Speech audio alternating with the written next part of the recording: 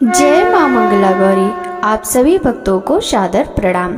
भक्तों, आप सभी के जीवन पर माँ मंगला गौरी की कृपा सदा सर्वदा बनी रहे। आज की इस वीडियो में आप सुनेंगे सावन माह के चौथे मंगलवार पर माँ मंगला गौरी की व्रत कथा। ईश्वर बोले, हे सनत कुमार, अब मैं अति उत्तम भौम व्रत का वर्णन करूंगा, जिसके अनुष्ठान करने मात्र से वैधत्व नहीं होता। विवाह होने के पश्चात 5 वर्षों तक यह व्रत करना चाहिए।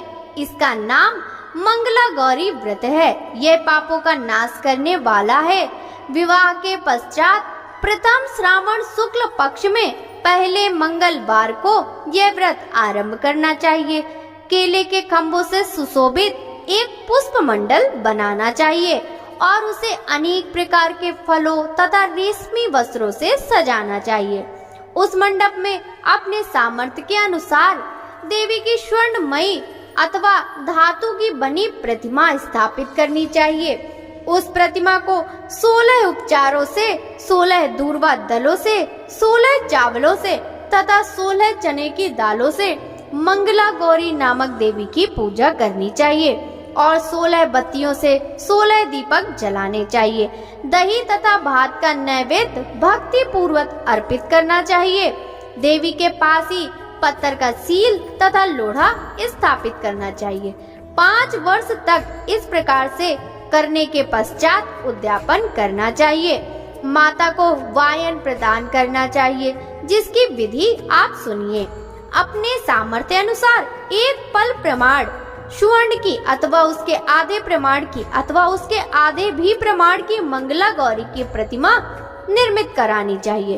अपनी शक्ति के अनुसार स्वर्ण आदि के बने तंडुल पूरित पात्र पर वस्त्र तथा रमणीय कंचू की ओढ़नी रखकर उन दोनों के ऊपर देवी की प्रतिमा स्थापित करना चाहिए। पास में चांदी से निर्मित सिल तथा लोढ़ा रखकर माता को वायन प्रदान करना चाहिए।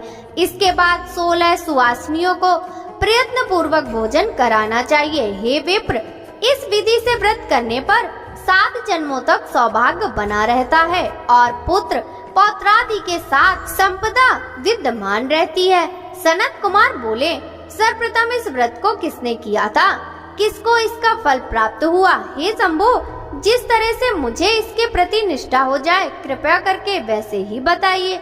ईश्वर बोले, हे सनत कुमार, पूर्व काल में कुरु देश में श्रुतकीर्ति नामक एक विद्वान कीर्तिशाली शत्रुओं का नाश करने वाला 64 कलाओं का ज्ञाता तथा धनुर्विद्या में कुशल राजा हुआ था। पुत्र के अतिरिक्त अन्य सभी शुभ चीजें उस राजा के पास थीं। अतः वह राजा संतान के विषय में अत्यंत चिंतित हुआ और जब ध्यान पूर्वक देवी की आराधना करने लगा, तब उसकी कठोर तपस्या से देवी प्रसन्न हो गईं और उसे यह वचन बोली, हे सुव्रत वर मांगो। श्रुति कीर्ति बोला, हे देवी, यदि आप मुझ पर प्रसन्न हैं, तो मुझे सुंदर पुत्र दीजिए। हे देवी, आपकी कृपा से अन्य किसी भी वस्तु का अभाव नहीं है। यह वचन सुनकर पवित्र मुस्कान वाली देवी ने कहा, हे राजन, तुमने अत्यंत दुर्लभ वर मांगा है, फिर भी कृपावश मैं तुम्हें अवश्य ही दूंगी। हे राजेंद्र, सुनिए, यदि परम गुणी पुत्र चाहते हो तो वह केवल 16 वर्ष तक जीवित रहेगा। यदि रूप तथा विद्या से विहीन पुत्र चाहते हो तो वह दीर्घ जीवी होगा। देवी का यह वचन सुनकर राजा चिंतित हो उठा और पुनः अपनी पत्नी से परामर्श कर उसके गुणवान तथा सभी शुभ लक्षणों से संपन्न 16 वर्ष की आयु वाला पुत्र मांगा। तब देवी ने भक्ति संपन्न राजा से कहा, हे नृपनंदन, मेरे मंदिर के द्वार पर आम का वृक्ष है, उसका एक फल लाकर मेरी आज्ञा से अपनी भार्या को उसे भक्षण हेतु प्रदान करो, जिससे वह अति शीघ्र ही गर्भ धारण करेगी, इसमें संदेह नहीं है। प्रसन्न होकर राजा ने वैसा ही किया और उसकी पत्नी ने गर्भ धारण कर लिया। 10वें महीने में उसने देवतुल्य सुंदर पुत्र को जन्म दिया।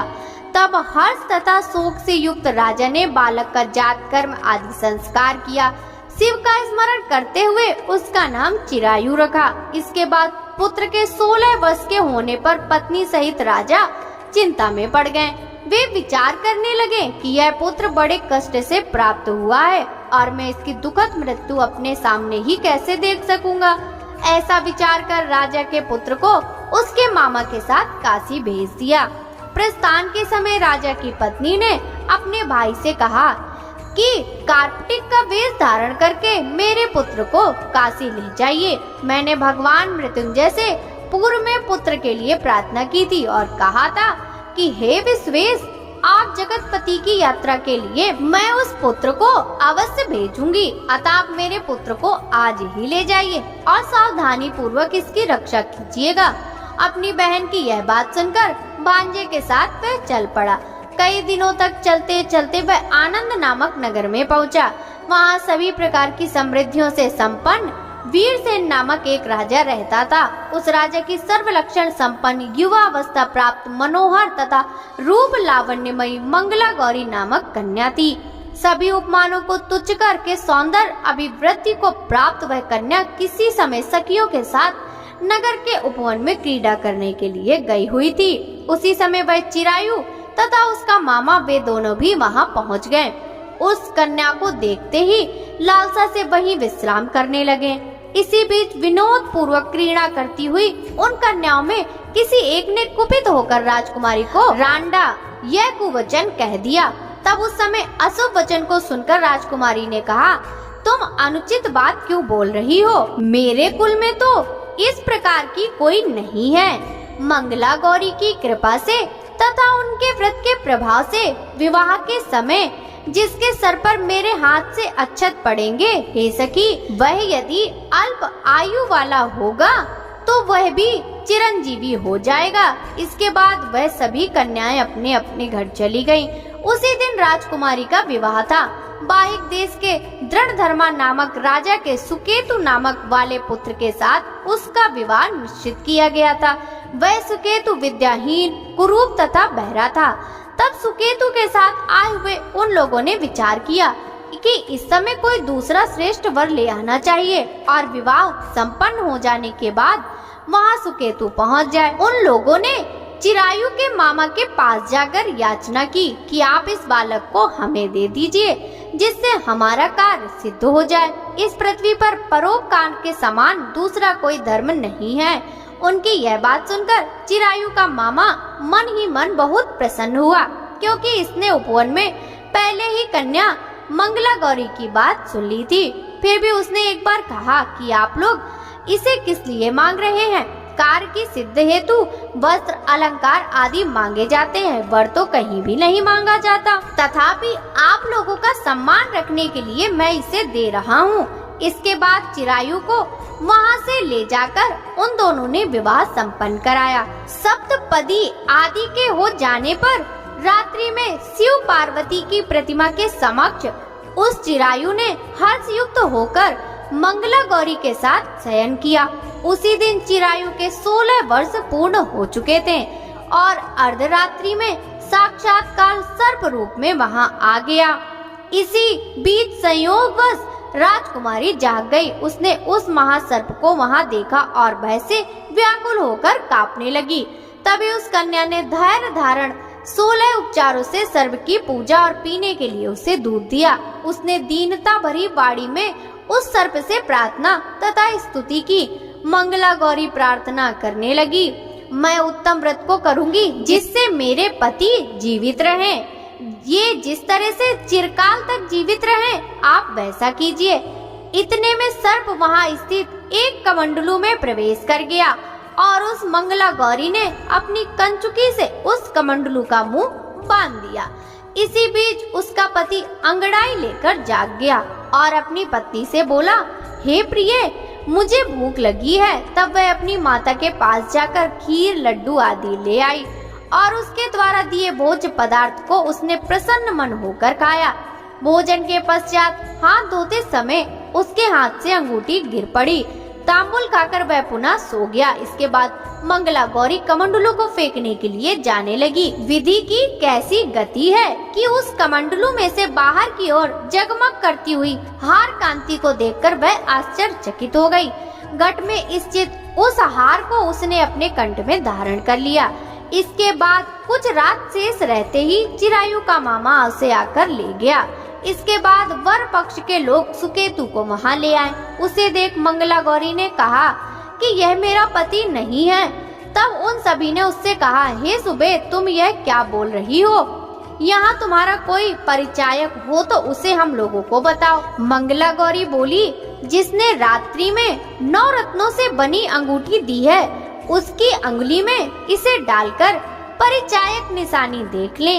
मेरे पति ने रात्रि में मुझे जो हार दिया था, उसके रत्नों का समुदाय कैसा है, इस बात को यह बताए। यह तो कोई अन्न ही है। इसके अतिरिक्त रात्रि में आम सींचते समय उनका पैर कुमकुम से लिप्त हो गया था। वह मेरी जांघ पर अब भी विद्यमान है। आप लोग उसे शीघ्र ही देख ले। साथ ही रात में परस्पर भाषण तथा भोजन आदि जो कुछ किया गया था, उसे भी यह बता दे, तब यह निश्चय ही मेरा पति है। इस प्रकार उसका वचन सुनकर सभी ठीक है कहने लगे। किंतु जब एक भी बात न मिली, तब सभी ने सुकेतु को उसका पति होने से निषिद्ध कर दिया और वर पक्ष वाले जिस तरह से आए थे उसी तरह से चले गए। उसके बाद अपने वंश को बढ़ाने वाले महान यश से संपन्न तथा परम मनस्वी मंगला गौरी के पिता ने अन्नपान आदि वस्त्र का सत्र चलाया। उन्होंने वर पक्ष का वृतांत कानो कान सुन लिया कि स्वरूप से कुरूप होने के कारण लोगों के द्वारा किसी अन्न को वर के रूप में आदर पूर्वक लाया गया था। तब उन्होंने अपनी कन्या को पर्दे के भीतर बैठा दिया। उसके बाद 1 वर्ष बीतने पर यात्रा करके चिरायु अपने मामा के साथ यह देखने के लिए आया कि विवाह के बाद वहाँ क्या हुआ है। तब उसने गवाक्ष के भीतर से देखकर वह मंगला गौरी अत्यंत प्रसन्न हुई और माता पिता से बोली कि मेरे पति आ गए हैं। राजा ने अपने सुहज्जनों को बुलाकर पूर्व में कहे गए सभी परिचायकों की निशानी को देखकर मंद मुस्कान वाली अपनी कन्या चिरायु को सौंप दी। राजा ने शिष्ट जनों को साथ लेकर विवाह का उत्सव कराया। इसके बाद राजा वीरसेन ने वस्त्र, आभूषण आदि, सोना, घोड़े, रथ और अन्य बहुत सी सामग्रियां देकर उन्हें विदा किया। उसके बाद कुल को आनंदित करने वाला वह चिरायु पत्नी तथा मामा को साथ लेकर सेना के साथ अपने नगर पहुंचा। लोगों के मुख से उसे आया हुआ सुनकर उसके माता पिता को विश्वास नहीं हुआ। उन्होंने सोचा कि प्रारब्ध अन्यथा कैसा हो सकता है। इतने में वह अपने माता पिता के पास आ गया और स्नेह से परिपूर्ण वह चिरायु भक्ति पूर्वक उनके चरणों में गिर पड़ा। तब अपने पुत्र का मस्तक सूंघकर उन दोनों ने परम आनंद प्राप्त किया। पुत्र वधू मंगला गौरी ने भी सास ससुर को प्रणाम किया। तब सास ने उसे अपनी गोदी में बिठाकर सारा वृतांत शीघ्रता पूर्वक पूछने लगी। हे महामुने, तब पुत्रवधू ने भी मंगला गौरी के उत्तम व्रत महात्म तथा जो कुछ घटित हुआ तब वह सब वृतांत बताया। हे सनत कुमार, मैंने आपसे इस मंगला गौरी व्रत का वर्णन कर दिया। जो भी इसका श्रवण करता है अथवा इसे कहता है, उसके सभी मनोरथ पूर्ण हो जाते हैं, इसमें कोई संदेह नहीं है। जय मंगला गौरी माता, जय मंगला गौरी माता, ब्रह्म सनातन देवी शुभ फल कदाता। जय मंगला गौरी माता, मैया जय मंगला गौरी माता। अरिकुल पद्म निवासिनी जय सेवक त्राता, जग जीवन जगदम्बा हरिहर गुण गाता। जय मंगला गौरी माता, सिंह को वाहन साजे कुंडल है साथा, देव वधू जहाँ गावत नृत्य करता था। जय मंगला गौरी माता, सतयुग शील सुसुंदर नाम सती कहलाता। हेमांचल घर जनमी सखियन रंग राता, जय मंगला गौरी माता। शुंभ निशुंभ विदारे हेमांचल स्याता। सहस भुजा तनु धरि के चक्र लियो आता। जय मंगला गौरी माता। सृष्टि रूप तू ही जननी शिव संग रंग राता। नंदी भृंगी बीन लाई सारा मध्य माता। जय मंगला गौरी माता। देवन अरज करत हम चित को लावता। गावत दे दे ताली मन में रंग राता। जय मंगला गौरी माता। मंगला गौरी माता की आरती जो कोई गाता। सदा सुख संपत्ति पाता। ओम जय मंगला गौरी माता। जय मंगला गौरी माता।